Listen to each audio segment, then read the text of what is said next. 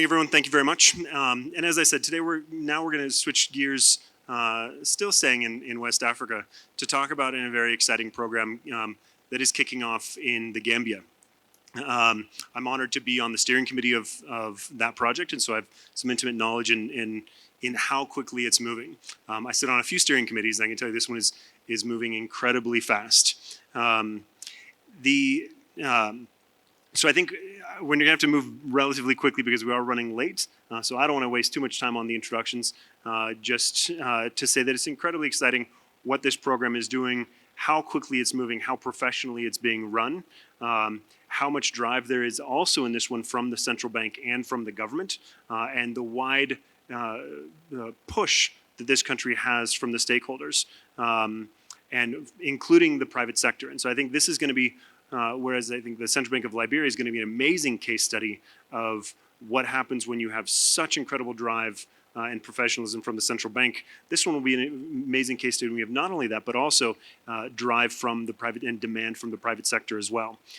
So we're going to talk about that with this group. First, Babukar, I'd like to ask you, like so many other switch operators, hub operators, and central bankers, you already have a card switch. You are already doing a lot of transactions. Walk us through what made you say, first, we need to now start doing something different, something new. And second, why would you take such a risk on using open source technology to do that? So if you can walk us through your thinking on that. Thank you very much, Steve. I think the decision to implement a modular-based solution was not a very difficult one to make, as it had already found us on a journey to ownership. Before I even get into that, I'd just like to give a brief history of how GAMSwitch started, where we are today, and where we are heading. Like you rightly mentioned, GAMSwitch is already operating a card switch. GAMSwitch was established back in 2011, 2012 by the Central Bank of the Gambia. And one of the things that the central bank did back then was, because there wasn't any local expertise to implement such kind of a project, they had to partner with external technical service providers. However, there was a challenge where the expectation was that along the lines there was going to be knowledge transfer and ownership of the switch in terms of operations, in terms of daily running the switch, would have been migrated to locals to continue the switch. That has been a key challenge. And going forward in 2020, under the leadership of the current acting CEO, GAMSwitch started recruiting local experts to continue the implementation and the operations of the switch. I actually was one of those that started in 2020. And when we started, one of the first challenges that we encountered was vendor lock-in. Now, we were enthusiastic. We wanted to implement so many things. We had a roadmap developed. It's actually called GAMSwitch Wall, where the implementation of bill payment, P2P payments were all on that roadmap. However, when we started, we realized that there is not much we can do because we were being locked out of the system.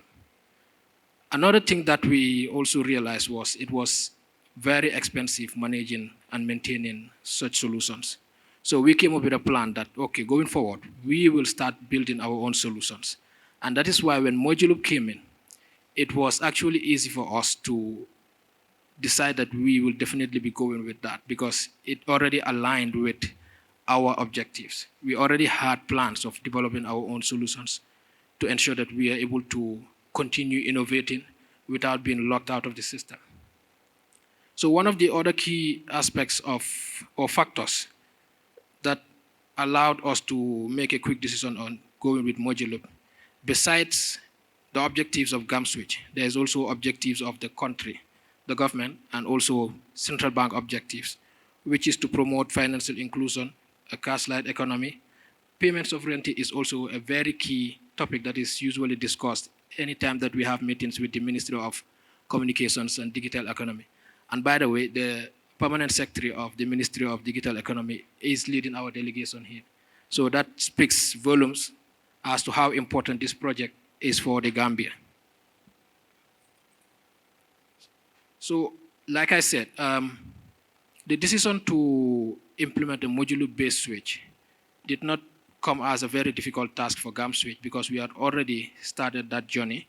And either way, if we didn't have modular loop coming, GAM switch would have gone on its own to try to build its solutions in-house. We usually say internally that we wish modular loop at least came a little bit earlier before we had invested into other technologies that we are currently operating. Now, if you look at our situation, we have about 11 banks. It used to be 12, but one of them has moved out of the Gambia. We are able to achieve instant transfer between 7 of them. 5 are fully integrated. They can send and receive, whilst 2 can only send without receiving. Now, some of the challenges that we also faced there were the ease of technology that we are using to integrate with them.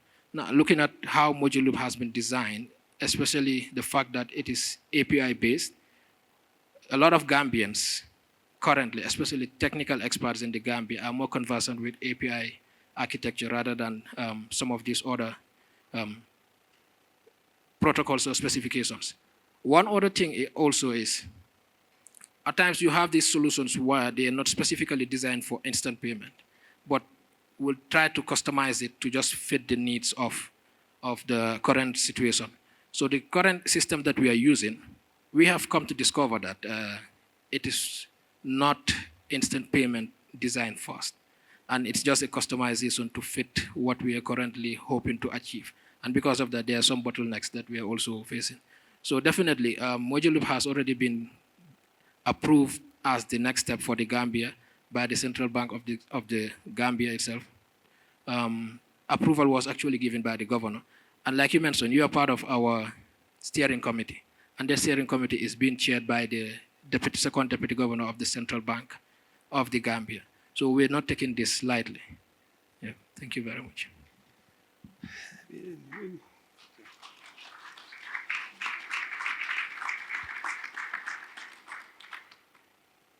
Just like with Director Aganza, I think I could talk for an hour about everything that you just said. So unpack a little bit. In case you didn't hear it, the deputy governor sits on this steering committee and chairs the steering committee every time and is directly involved. This is significant. This is a significant point to this project that I want to highlight. The other one is I think we're going to have a conversation of comparing open source to proprietary. And open source is not for everyone. We don't say here that Modular Loop is the solution for everyone. Tomorrow, I think, or maybe later today, there's going to be a conversation about some comparisons. And I think when we first met a year ago, and you laid out those problems you have, and it made it clear, okay, it's not for everyone, but I think it's for you. And I'm glad that you guys were able to make that decision. So thank you very much. We're very looking forward to the next couple of years. Warren, he touched on the API architecture. He touched on the modularity of it. Can you talk about, but it is still quite complex. It's a national system. Can you talk about how you're addressing that complexity in the market and how that helps you or hinders you in terms of reaching some of the, or is going to, because you're just getting started, reaching some of the pretty aggressive timelines that I know that the GISP program is giving you?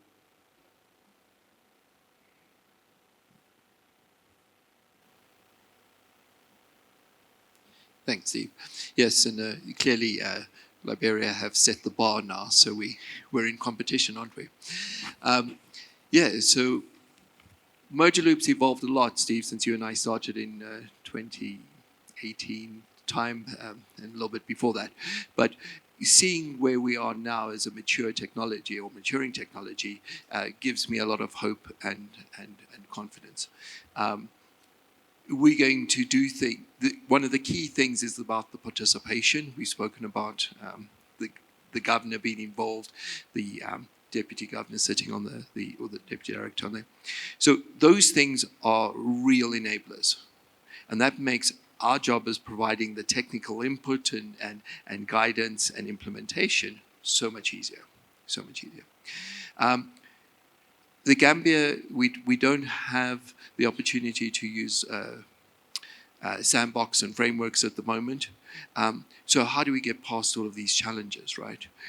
It's about transparency. It's about having that open forum. It's about collaborating from day one, building capacity, both for the hub actually making sure that the hub is there and scales and uses all the benefits of merge loop efficiently, and making sure that the participants are enabled. And we've spoken, most of the conversations we've had about that is actually about supporting the local SI teams, making sure that they actually have the right skills, the right capabilities to onboard onto that system. So this is going to be very exciting. I think we have, it's the right time to have these kind of rapid deployments, rapid engagements, and rapid learning in a safe space that we get from the excellent kind of engagement at a senior level. So that's where we're going to do it, Steve. Thank you, Warren, and good luck over the next couple months, again, to try to meet the bar that has been set by our previous presentation. And again, as we've said, I don't know how many times we have to say every single day, every single conference, it's not about technology. Scheme rules are really the critical factor of success for growth. And so, Joanna, I'd like to ask you, I mean, Glenbrook was brought in and advised the Gambia on the development of the scheme rulebook and as well as on the financial modeling. Can you describe the objectives of that project and also what are some of the challenges and opportunities that you see as a result of that project? Yes, thank you, Steve. Thanks for the opportunity to share our contributions to the project. But really, I want to say that our role in both of these activities has been to help facilitate and guide conversation and ultimately deliver these two activities. But the work and the thinking and the decision making is really with the Gambia and with IDIA and with the Central Bank of the Gambia. So the two elements, as you mentioned, Steve, were the scheme rulebook and the financial analysis. The scheme rulebook was mentioned on the Liberia panel as well. As a former central banker, I do appreciate a strong legal document, and essentially that's what the scheme rulebook is. It's really a document that formalizes all of the key decisions, all of the key design elements of a scheme. So to make it a little bit more real, this includes things like, well, who owns the scheme? Who operates the platform? Who are the participants in the scheme at a really deep level? What are the functionalities that are supported? What are the use cases? What are the different aliases that are supported? So and tons of other decisions. So the process that we took to get there was to facilitate workshops with Babacar, with Majid, who were really also, and the Central Bank of the Gambia, who had to make all of the decisions around these really important elements. So our job was really to provide a sense for how other payment systems have implemented inclusive design. So it's not just about making these design decisions, it's about ensuring that they are inclusive. And then the gentleman on the core team would take this back to a broader stakeholder group and help make those decisions. Our job is then to really just formalize this in the document. I've been really impressed with how the team has been able to gather the stakeholders. I think there's a theme here. We delivered the first rulebook just a couple of weeks ago, and 2 days later, there was a 2-day, full-day stakeholder engagement session with, I think, 40 to 45 different industry players to look at our first draft of the rulebook. When I say our, really your draft of the rulebook, and walk through that and align essentially on whether these are the right decisions for the Gambia. So have been really impressed with that stakeholder engagement. The financial analysis I'll just briefly mention. Pricing decisions don't just kind of come out of nowhere, right? There's a process that is taken to arrive at those. Of course, there are certain inclusive instant payments principles that guide the broader objectives. What we facilitated was a very structured process around identifying what are the costs of implementation of the platform, of the scheme, what are the projected operational costs, and what are the volumes that are expected over a longer term time frame. ultimately, the goal is to come up with what are the prospects for cost recovery of the over that longer timeline, and what types of pricing will help both address the objectives of low cost, inclusive fees or low fees, as well as actually recovering the costs of these services. Now, that is a really tough exercise. You can imagine projecting ahead out for 10 years of what volume will look like will be very challenging. The work that the team undertook here to collect the data, to think through the assumptions, to think about the objectives, to be able to facilitate that kind of an analysis was really quite tremendous. I think there's a theme emerging here where I'm pretty sure Babacar doesn't sleep because he has been able to produce this data and kind of, again, also like overnight, deadlines. So have been really impressed with the ability to gather that. And we're at the stage where we have now developed a financial model, and we will be coming up with pricing recommendations. Again, not our pricing recommendations based on the objectives that have been set for the Gambia.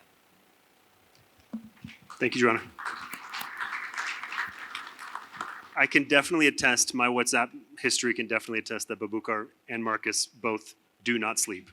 They write me all hours of the night. So thank you, gentlemen. So we're running quite low because this has been sort of exciting. So Majid, I'd like to switch to you real quick. And we've talked about this stakeholder engagement, but I'd like you to dig into it. Can you talk about, categorize that deep stakeholder engagement across the board, the central bank, the ministry, the partners, but particularly the ecosystem and the DFSPs? Thank you for that. Thank you for that question, Steve. So in terms of stakeholder participation, it's been really impressive. From last year, we had the Moja Loop team as well in October. We had over 80 participants as well. And as you are well aware, there have been private stakeholders that have actually been driving the need for Moja Loop to come in and the need for an inclusive payment system to be in the Gambia. And their main objective as well is the low cost, as we've all mentioned. And we recently finished the workshop where we even didn't have enough space for the participants, honestly. There were more participants than we anticipated. And there's a growing drive for the need of the system, and also in terms of all the inclusive principles that we've already highlighted, in terms of transparency, in terms of low cost, and in terms of also making an inclusive ecosystem as well. I'd like to touch on also the governance structure of this program. What we've done at IDEA was to constitute 3 committees. So we have the program steering committee that's, as we mentioned, the deputy governor is part of, and we've taken him along the journey. He's attended previous Moja Loop workshops as well. Unfortunately, he couldn't come for this one. And also, on the co-chair of the steering committee is also our Honorable Permanent Secretary of the Ministry of Communication and Digital Economy. We also have the technical steering committee that has the director of FinTech at the Central Bank of the Gambia.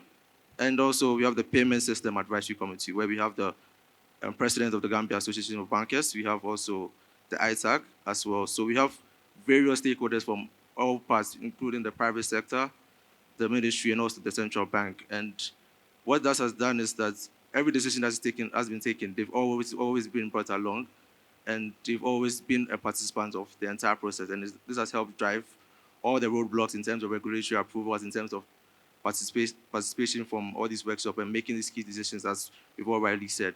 And that has been really great and impressive to see in the Gambia as well. So thank you. Thank you, Majid. So as we're running low, I'm going to give Babukar the last word. It's your project. I know you're the CTO, but I also know that you work with your CEO very, very closely on everything business related. So to channel him and everything you're working on with him, can you talk to us about, again, the technology is there, you're running very quick, you're going to do an MVP, but then I'd like you to talk about what comes next in terms of how does GamSwitch reach sustainability? What's the business model you're thinking of? And in particular, if you want to focus on is the real challenge initially is how are you going to drive adoption of driving transactions? All right. Thank you very much for that interesting question. So I'd first like to just mention that when GamSwitch started, was established as a private company. That means it was profit driven. However, as of last year, that has changed, and Central Bank has taken complete ownership of GAMSwitch, which means instead of being driven by profit, now we are seen as a public utility. One of the key things that we are hoping to achieve here is to drive inclusion, like you mentioned. And usually one of the key questions or challenges that you face when having interactions with participants is about fees. And as Joanna rightly mentioned, we are currently working on another work stream through the workshops that we are having with Glenbrook Partners for financial analysis. And what we are hoping to achieve there is to come up with a pricing model that will fit the realities of the Gambia. Now, we have tried to collect data from all participants, including the central bank and GAMSwitch, to determine the cost of operating switch. The current switch that we are currently operating versus a modular-based platform. And with that, we would be able to come up with a pricing strategy that will be beneficial to all the participants. I think if I remember during the closing speech, or the opening speech of the permanent secretary in our just recently concluded validation workshop, he did say that the expected outcomes of that validation is to ensure that all the rules are favorable or at least beneficial to all the participants, especially the end users, who tend to gain most from an interoperable low-cost platform. So that is the drive of GAMSwitch, that is the objectives of the central bank. And for that reason, low cost is non-negotiable at this point. And that is a statement from the Central Bank of the Gambia itself, because we see that that's one way that we can definitely drive inclusion. We are currently operating instant transfer, like I mentioned, but one of the challenges that we always face is the cost is a little bit high. I'm not sure how much $15 is if you convert it to dollars, but it's definitely not below the 0.01 cent that we are currently talking of. So to be able to achieve that, it is important that you run a low-cost platform, but it is also very important that you come up with a pricing model that favors all participants. And that's where we're currently at with our workshop on financial analysis. Thank you. Okay, thank you, Babukar. And thank you to all of our panelists. We wish you the best of luck, and we can't wait to see what happens over the next few months. And I think, as you know, we tend to it's been a while. Our last event was in West Africa, and I think we really want to see where's the next one in West Africa going to be. I'm looking at you two. We're going to see who moves the fastest, and maybe we'll do it based off of transaction volumes. So thank you very much for the team from Babukar and the team from GISP. Thank you. Thank you.